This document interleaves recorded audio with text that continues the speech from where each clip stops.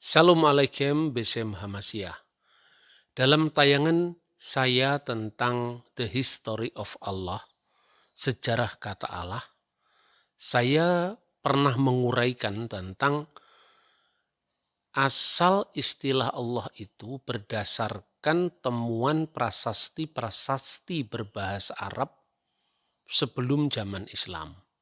Dan yang menarik, istilah itu sudah dipakai di prasasti-prasasti yang ditemukan di wilayah Kristen, bahkan lengkap dengan tanda salib yang menandakan itu adalah prasasti Kristiani. Antara lain pada prasasti Umul Jimal yang kedua, itu di sekitar Yordania, dan prasasti Jabat pada tahun 512. Bukan hanya itu, ada nama-nama diri yang bisa dilacak, misalnya peserta konsili Efesus tahun 431 yang berasal dari Elusa, namanya adalah Abdullah yang artinya hamba Allah. Lalu ada yang bertanya, bagaimanakah pemakaian istilah Allah itu di kalangan komunitas Kristen yang berbahasa Arab? Apakah sama persis dengan Islam ataukah tidak? Kadang-kadang pembaca kita di Indonesia sulit membedakan antara substansi dan simbol. Bahasa itu adalah simbol. Pemaknaannya yang lebih dipentingkan. Jadi istilah Allah memang bersama-sama dipakai dalam komunitas Islam maupun non-Islam. Di situ ada orang Yahudi dan orang Kristen dalam keberdampingan sejarahnya yang cukup panjang dengan Islam. Lalu saya mencoba untuk menjelaskan kepada publik Indonesia mengenai pentingnya kita melakukan pelacakan sejarah. Bahkan sampai hari ini pun anehnya keberatan mengenai kata Allah itu, keberatan pemakaian kata Allah itu hanya dilakukan atau dijumpai di Indonesia, di Malaysia, dan di negara-negara berpenduduk Islam yang tidak berbahasa Arab. Adalah sangat menarik di Yordania, di Mesir, di Syria, di Palestina, dan di negara-negara Arab yang lain itu malah tidak menjadi masalah. Nah, oleh karena itu sangat relevan saya kira kalau saya diminta untuk memberikan sekilas bagaimana pemakaian istilah Allah itu di lingkungan orang-orang Kristen secara khusus yang tentu itu bidang yang saya pahami. Dan untuk itu kita tidak hanya membaca Alkitab dalam terjemahan bahasa Arab. Misalnya yang paling populer itu adalah terjemahan Van Dyck Bible yang diterbitkan di Kairo, Alkitabul Muqaddas. Juga bisa dibandingkan dengan terjemahan Good News Arabic Bible yang diterbitkan oleh Darul Kitabil Muqaddas fi Syarqil Awsat di Beirut, Lebanon. Nah, melalui teks-teks Alkitab bahasa Arab itu kita bisa mengetahui bagaimana pemakaian istilah Allah itu di lingkungan orang-orang Kristen yang berbahasa Arab. Bukan hanya Alkitab saya kira. Nama ini selalu bergaung di gereja-gereja Kristen sebelum maupun setelah zaman Islam, tentu dalam makna Kristiani bukan makna Islam. Orang Kristen memahami Allah itu adalah hakikat dari Sang Pencipta langit dan bumi yang di dalam bahasa teologis Kristen dipahami bersifat trinitaris, yaitu Bapa, Putra, dan Roh Kudus. Karena itu orang-orang Kristen selalu berdoa dengan mengucapkan Bismillah walibni warahil kudus al-ilahu wakid amin. Demi nama Bapa dan Putra dan Roh Kudus amin.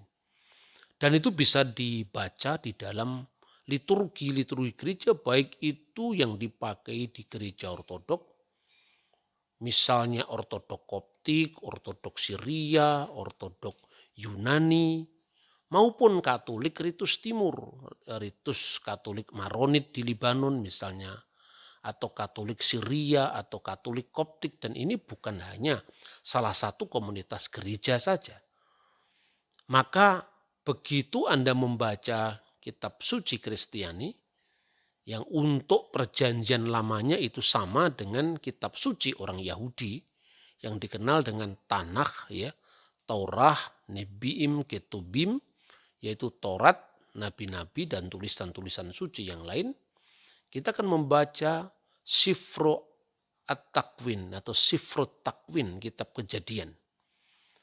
Di sana kita sudah membaca ayat yang berbunyi fil badi'i khalaqallahu samawati wal ard.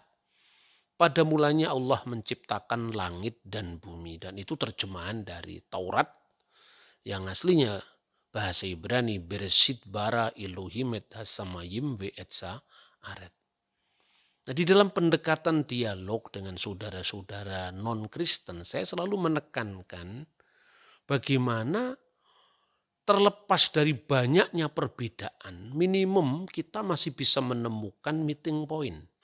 Nah, kemudian dalam banyak liturgi suci, baik itu terjemahan dari gereja Yunani Ortodok ya, misalnya ini liturgi ibadah harian yang dikenal dengan sholat 7 waktu. Dan ini jangan heran kalau mendengar kata sholat ya, karena kata sholat itu sesungguhnya juga sudah dikenal jauh sebelum munculnya agama Islam. Kadang-kadang karena orang Kristen itu tidak terlalu akrab dengan bahasa asli kitab suci, maka ketika mendengar kata sholat gitu, ini hanya khusus Islam atau ini khas Islam. Tidak seperti itu. Kadang-kadang kalau kita mendengarkan lagu-lagu bahasa Ibrani, misalnya lagu itu dikutip dari kitab Tehillim atau kitab Mazmur.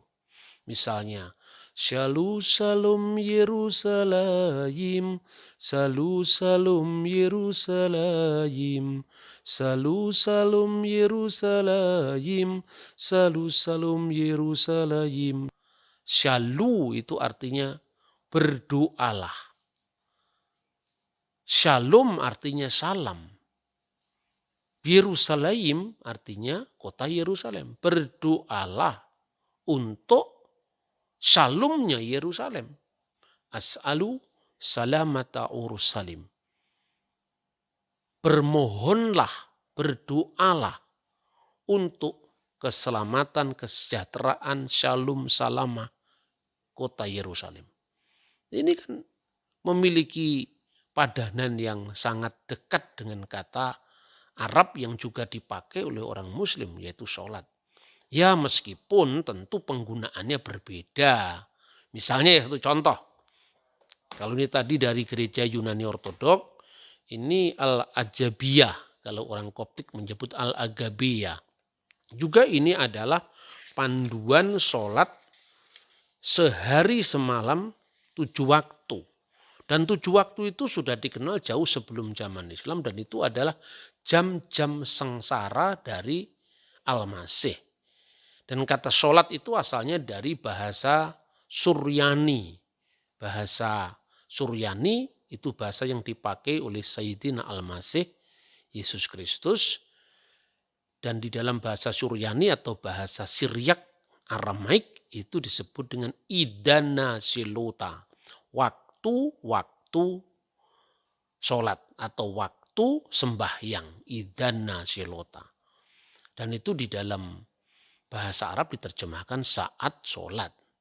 Dan itu ada dalam Alkitab. Misalnya di Kisah Rasul pasal 3 ayat 1. Menjelang waktu sembahyang yaitu pukul 3 petang. Pukul 3 petang itu sebetulnya di dalam bahasa aslinya adalah jam ke-9. Karena itu waktu Yahudi. Jam pertama, jam ketiga, jam ke-6, jam ke-9. Dan itu selama sehari semalam itu 7 waktu. Nah, di dalam gereja berbahasa Siriak, misalnya gereja Syria Ortodok misalnya, ini juga ada satu panduan sembahyang 7 waktu yang judulnya adalah At-Tuhfatur Ruhiyah fi Sholati Fardiyah. pahala-pahala rohani pada sholat fardu. Nah, kaget lagi. Kok ada sholat fardu? Fardu ain atau fardu kifayah? Nah, tentu bukan seperti itu. Kata fardu dalam bahasa teologis Islam itu dipahami sebagai fardu ain, fardu kifayah. Tapi bahasa Arab orang Kristen itu berjalan mengarungi sejarahnya sendiri yang tentu berbeda dengan bahasa Arab yang dipakai di lingkungan Islam. Kata fardiyah ini artinya kanonik. Jadi sholati fardiyah ya, at-tuhfatur khiyah fi sholati fardiyah, pahala-pahala rohani pada sholat fardu. Itu artinya the canonical prayer. Jadi doa-doa kanonik. Yang dikanonikkan yaitu 7 waktu tadi. Dan ini sudah ada dalam buku yang ditulis ya, dikompilasikan itu pada tahun 189 Masehi.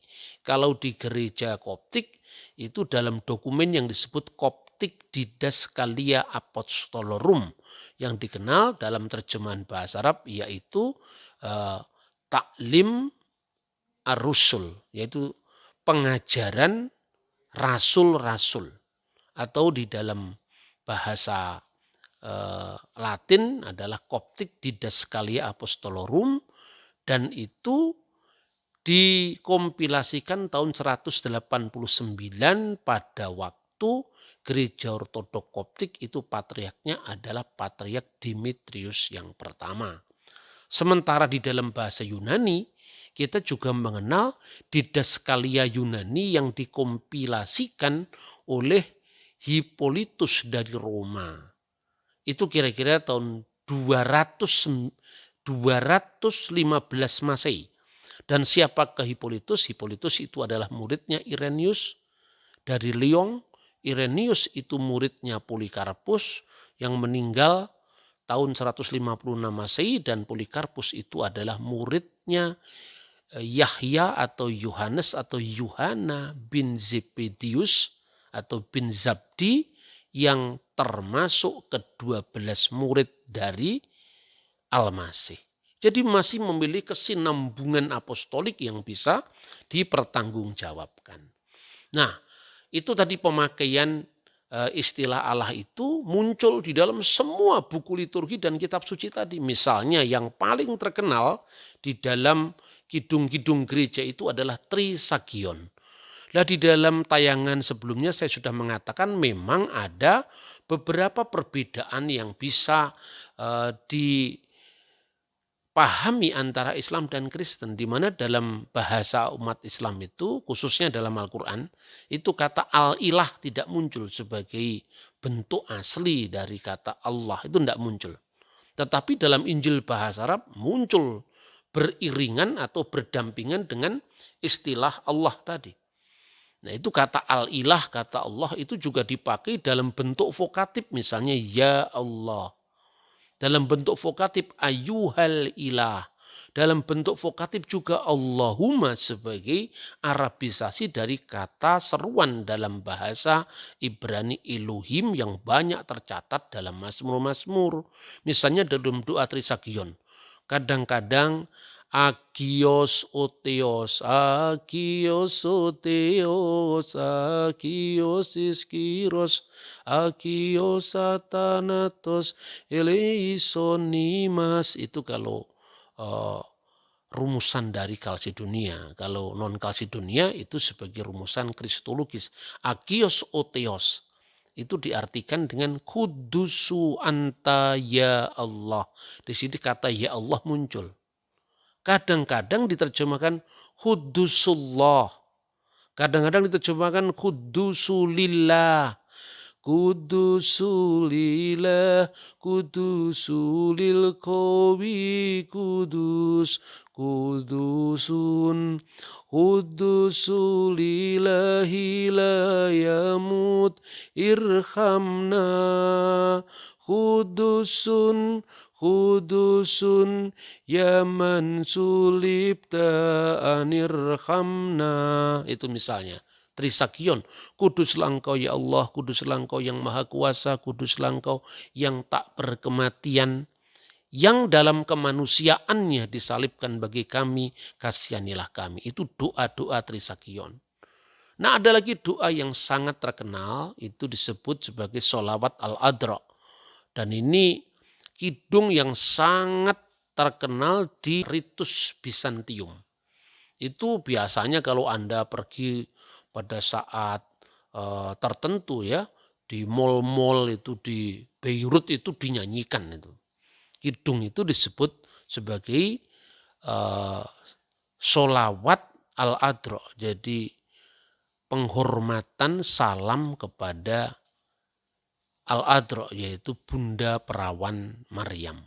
Misalnya ya, ini terkenal di situ ada kata kalimatullah, yaitu firman Allah yang merujuk kepada Kristus, dan itu secara manusia dilahirkan oleh Bunda Maryam yang dikenal dengan Al-Adra, sang perawan. Ya man hiya akramina sarubim warfa'a mazdan bi ghairi qiyas minas serafim. Ya man hiya bi ghairi fasadi walladat kalimat Allah hakonanaki walidatu lillahi yaki nu'adim hakonanaki walidatu lillahi yaki nu'adim. Yang artinya kira-kira gini, lebih mulia dari para kerubim dan tak terbanding lebih mulianya dari para serafim. Wahai engkau yang tanpa cacat celah melahirkan firman Allah. Nah, di situ kan kata kalimatullah terkait dengan Al-Masih yang praeksisten sebelum dia nuzul menjadi manusia, ya. Seperti pengakuan iman nazala minas sama'i wa tajasada birrohil kudus wa min Maryam al-adra'i wa ta'anas, turun dari surga dan menjadi manusia oleh kuasa Roh Kudus dan dari perawan Maryam. Itu Kristus adalah kalimatullah, firman Allah. Dan itu tampak dari kidung tadi dan merupakan rujukan langsung dari Injil Yuhanna 1 ayat 1. Yang sangat terkenal sekali itu. Fil badi'il kanal kalimah wal kalimatu kana indallah wa kana kalimatullah. Pada mulanya adalah kalimah, firman.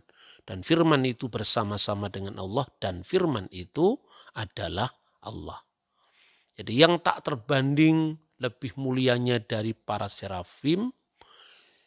Wahai engkau yang tanpa cacat celah telah melahirkan firman Allah. Maksudnya melahirkan Sang Kristus sebagai firman Allah yang turun ke dunia melalui rahimnya Bunda Maria. Maka Yesus disebut sebagai buah rahim Maryam. Maka di dalam salam malaikat kepada Bunda Maria itu dikatakan dalam teks terjemahan bahasa Arab adalah Salamu alaiki ya Maryam al-adra mamtali'atan nikmatan ar-robbu ma'aki mubarakati anti finisai wa mubarakun samaratun barniki Yesu al-Masih. Itu jelas ada di dalam Injil Lukas. Salam bagimu wahai Maryam yang diberkati Tuhan sertamu, terpujilah engkau di antara semua perempuan dan terberkatilah buah rahimmu, yaitu Yesus. Ini pemakaian banyak vocabulary Arab, secara khusus istilah Allah di dalam teks-teks liturgi dalam bahasa Arab.